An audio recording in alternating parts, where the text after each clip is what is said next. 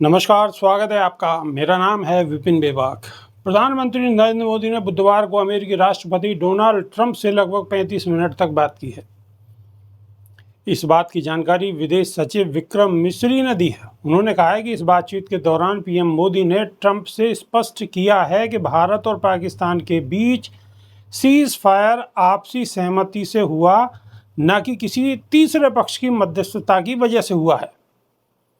PM ने कहा है कि ऑपरेशन सिंदूर अभी भी जारी है। विक्रम मिस्री के इस बयान के बाद विपक्षी पार्टियां प्रधानमंत्री मोदी पर निशाना साधने लगी हैं। कांग्रेस सांसद जयराम रमेश ने कहा है कि यह भारतीय विदेश नीति और कूटनीति को मिला तीसरा झटका है। उन्होंने कहा है कि प्रधानमंत्री ने जो बात मिस्री को बताई है वह संसद में भी कह सकते हैं।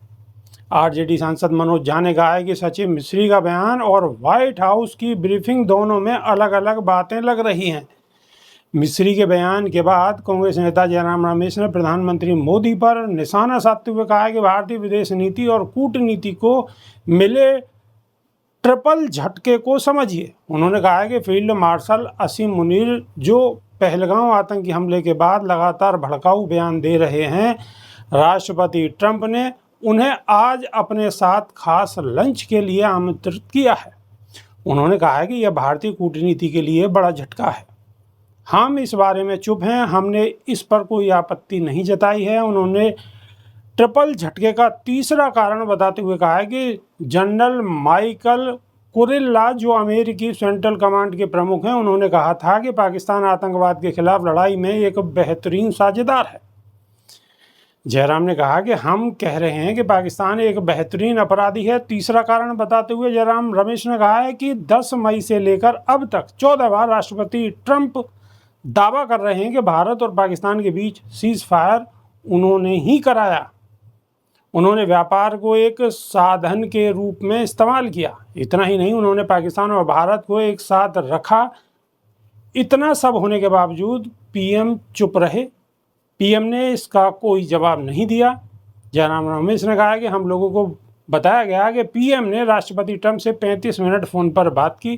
कांग्रेस नेता ने कहा है कि पीएम ने विदेश सचिव से जो बात कही है उनमें से कुछ बातें संसद में भी कही है। उन्होंने कहा कि संसद का विशेष सत्र बुलाया और वही बातें कही है जो आपने राष्ट्रपति ट्रंप से फ़ोन पर की है। इसके आगे उन्होंने कहा है कि हम संसद में बहस चाहते हैं। मिस्री के बयान पर आरजेडी सांसद मनोज झा ने कहा है कि मैं अपने प्रधानमंत्री पर भरोसा करता हूं, लेकिन अब बात बहुत आगे बढ़ चुकी है। उन्होंने कहा है कि डोनाल्ड ट्रंप 14 से 15 बार बयान दे चुके हैं। उन्होंने कहा है कि विदेश सचिव मिस्री अपने बयान में कुछ और कह रहे हैं और मैं व्हाइट हाउस की ब्रीफिंग में कुछ और ही देख रहा हूँ। दोनों बातें एक दूसरे से बिल्कुल विपरीत हैं। उन्होंने कहा है कि इसलिए बार बार कहते हैं कि संसद का विशेष सत्र बुलाया जाना चाहिए।